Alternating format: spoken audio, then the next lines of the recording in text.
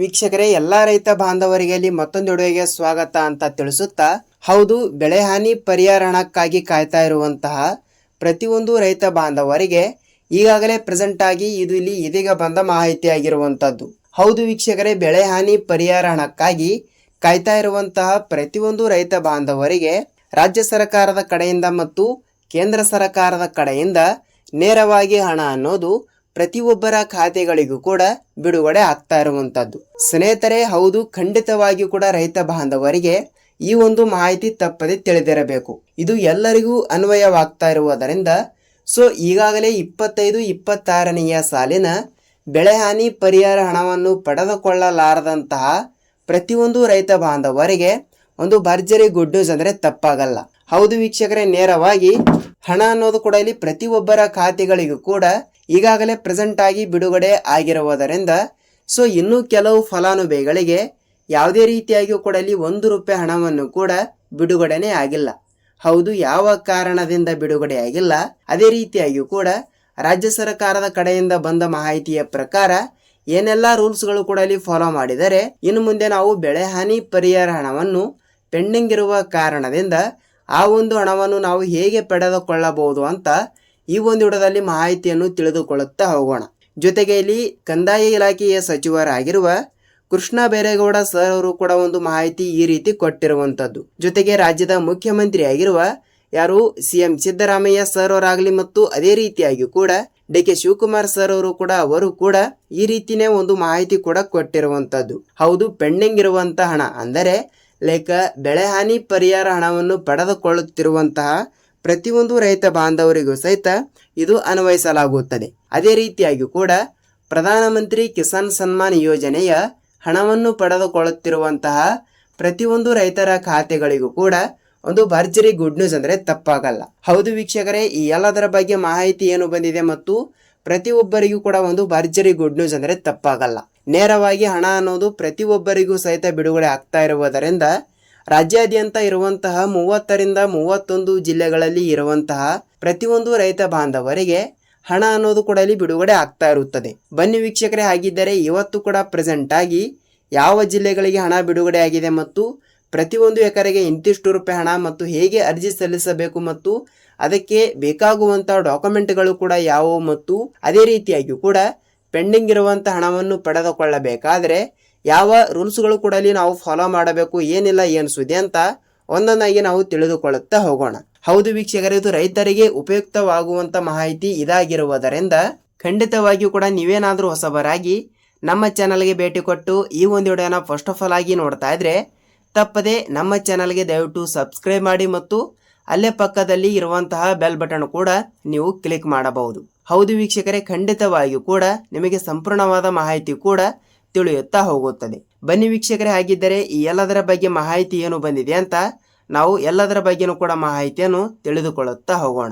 ಖಂಡಿತವಾಗಿಯೂ ಕೂಡ ಇಲ್ಲಿ ರೈತರಿಗೆ ಮಾತ್ರ ಇದು ಅನುಕೂಲವಾಗುತ್ತಿರುವಂತ ಮಾಹಿತಿ ಇದಾಗಿರುವುದರಿಂದ ರಾಜ್ಯದ ಮುಖ್ಯಮಂತ್ರಿ ಆಗಿರುವ DK ಶಿವಕುಮಾರ್ ಸರ್ ಅವರು ಕೂಡ ಮತ್ತು ಅದೇ ರೀತಿಯಾಗಿಯೂ ಕೂಡ ಮತ್ತು ಕಂದಾಯ ಇಲಾಖೆಯ ಸಚಿವರಾಗಿರುವ ಕೃಷ್ಣ ಬೈರೇಗೌಡ ಸರ್ ಅವರು ಕೂಡ ಈ ರೀತಿ ಬೆಳೆ ಹಾನಿ ಪರಿಹಾರ ಹಣವನ್ನು ಪಡೆದುಕೊಳ್ಳಲಾರದಂತಹ ಪ್ರತಿಯೊಂದು ರೈತ ಬಾಂಧವರಿಗೂ ಸಹಿತ ಈ ರೀತಿ ಒಂದು ಮಾಹಿತಿ ಕೂಡ ಇಲ್ಲಿ ಕೊಟ್ಟಿರುವಂತದ್ದು. ಹೌದು ವೀಕ್ಷಕರೇ, 2025-26ನೆಯ ಸಾಲಿನ ನೋಡಿ ಬೆಳೆ ಹಾನಿ ಪರಿಹಾರ ಹಣ. ಹೌದು ವೀಕ್ಷಕರೇ, ಪ್ರತಿಯೊಂದು ಎಕರೆಗೆ 8ರಿಂದ 15 ಸಾವಿರ ರೂಪಾಯಿ ಮತ್ತು ಪ್ರತಿಯೊಂದು ಹೆಕ್ಟರ್ಗೆ ಇಲ್ಲಿ 30ರಿಂದ 35 ಅಥವಾ 36 ಸಾವಿರ ರೂಪಾಯಿ ಹಣವನ್ನು ಬಿಡುಗಡೆ ಮಾಡಿರುವಂತದ್ದು. 25-26ನೆಯ ಸಾಲಿನ ಬೆಳೆ ಹಾನಿ ಪರಿಹಾರ ಹಣವನ್ನು ಕೂಡ ಇಲ್ಲಿ ಇನ್ನೂ ತನಕ ಬಂದಿಲ್ಲ ಅಂದ್ರೆ ಖಂಡಿತವಾಗಿಯೂ ಕೂಡ ಇದು ಪ್ರತಿಯೊಂದು ರೈತ ಬಾಂಧವರಿಗೂ ಸಹಿತ ಅನ್ವಯಿಸಲಾಗುತ್ತದೆ. ಖಂಡಿತವಾಗಿಯೂ ಕೂಡ ಯಾವ ಜಿಲ್ಲೆಗೆ ಹಣ ಬಿಡುಗಡೆ ಆಗಿದೆ ಮತ್ತು ರಾಜ್ಯದ ಮುಖ್ಯಮಂತ್ರಿ ಆಗಿರುವ DK ಶಿವಕುಮಾರ್ ಸರ್ ಅವರು ಕೂಡ ಹೇಳಿರೋ ಪ್ರಕಾರ ಪ್ರೆಸೆಂಟ್ ಆಗಿ ಈ ಒಂದು ಚಿಕ್ಕ ಕೆಲಸ ಕಡ್ಡಾಯ ಅಂತ ಒಂದು ಮಾಹಿತಿ ಕೂಡ ಕೊಟ್ಟಿದ್ರು. ಆದ್ರೂ ಕೂಡ ಇಲ್ಲಿ ಈ ಒಂದು ಚಿಕ್ಕ ಕೆಲಸವನ್ನು ಮಾಡಿದ್ರು ಸಹಿತ ಯಾವುದೇ ರೀತಿಯಾಗಿ ಕೂಡ ಇಲ್ಲಿ ಹಣ ಅನ್ನೋದು ಕೂಡ ಬಿಡುಗಡೆನೇ ಆಗಿಲ್ಲ. ಹೌದು ವೀಕ್ಷಕರೇ, ಇಲ್ಲಿ ಯಾವ ಕಾರಣದಿಂದ ಬಿಡುಗಡೆ ಆಗಿಲ್ಲ ಮತ್ತು ಪ್ರತಿಯೊಂದು ರೈತ ಬಾಂಧವರಿಗೂ ಸಹಿತ ಒಂದು ಭರ್ಜರಿ ಗುಡ್ ನ್ಯೂಸ್ ಅಂದ್ರೆ ತಪ್ಪಾಗಲ್ಲ. ಬನ್ನಿ ವೀಕ್ಷಕರೇ, ಹಾಗಿದ್ದರೆ ಈ ಎಲ್ಲದರ ಬಗ್ಗೆ ಮಾಹಿತಿ ಏನು ಬಂದಿದೆ ಅಂತ ನಾವು ಒಂದೊಂದಾಗಿ ತಿಳಿದುಕೊಳ್ಳುತ್ತಾ ಹೋಗೋಣ. ನೋಡಿ ವೀಕ್ಷಕರೇ, ಇಲ್ಲಿ ಯಾವ ಚಿಕ್ಕ ಕೆಲಸ ಅಂತ ನೋಡ್ತಾ ಹೋದ್ರೆ ನೋಡಿ ಇದೇನು ಸಿಂಪಲ್ ಅಂದ್ರೆ ತಪ್ಪಾಗಲ್ಲ. ಯಾಕೆಂದರೆ ಖಂಡಿತವಾಗಿಯೂ ಕೂಡ ನಿಮ್ಮ ತಾಲೂಕಿನಲ್ಲಿ ಇರುವಂತಹ ರೈತ ಸಂಪರ್ಕ ಕೇಂದ್ರ ಮತ್ತು ಕೃಷಿ ಇಲಾಖೆ ಸೊ ಎರಡರಲ್ಲಿ ಒಂದು ಕಚೇರಿ ಅಂತ ಇಲ್ಲಿ ಇದ್ದೇ ಇರುತ್ತದೆ. ಅದರಲ್ಲಿ ಒಂದು ಕಚೇರಿಗೆ ನೀವು ಒಂದು ಸಲ ಭೇಟಿ ಕೊಟ್ಬಿಟ್ಟು ತಪ್ಪದೆ ನೀವು FID ಕೂಡ ತಪ್ಪದೆ ಮಾಡಿಸಬೇಕು. ಹೌದು ವೀಕ್ಷಕರೇ, ಇದು ಪ್ರತಿಯೊಂದು ರೈತರಿಗೂ ಸಹಿತ ಇದು ಅನ್ವಯವಾಗ್ತಾ ಇರುವುದರಿಂದ ರಾಜ್ಯಾದ್ಯಂತ ಇರುವಂತಹ ಪ್ರತಿಯೊಂದು ರೈತ ಬಾಂಧವರಿಗೆ ಒಂದು ಭರ್ಜರಿ ಗುಡ್ ನ್ಯೂಸ್ ಅಂದರೆ ತಪ್ಪಾಗಲ್ಲ.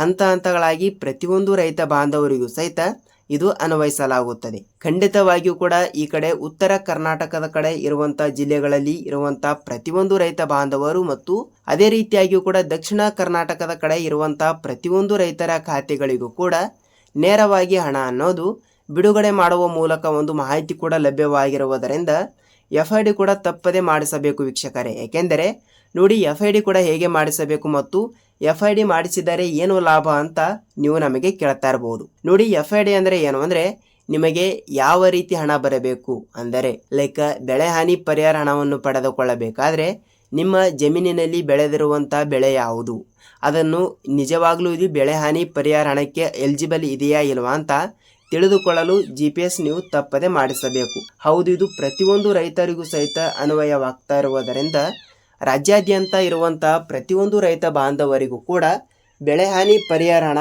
ಎಷ್ಟು ಕಂತಿನ ಹಣ ಕೂಡ ಇಲ್ಲಿ ಪೆಂಡಿಂಗ್ ಇರ್ತದಲ್ಲ, ಆ ಒಂದು ಕಂತಿನ ಹಣವನ್ನು ಕೂಡ ಶೀಘ್ರದಲ್ಲೇ ಬಿಡುಗಡೆ ಮಾಡುವ ಮೂಲಕ ಒಂದು ಮಾಹಿತಿ ಕೂಡ ಇಲ್ಲಿ ಲಭ್ಯವಾಗಿರುವಂಥದ್ದು.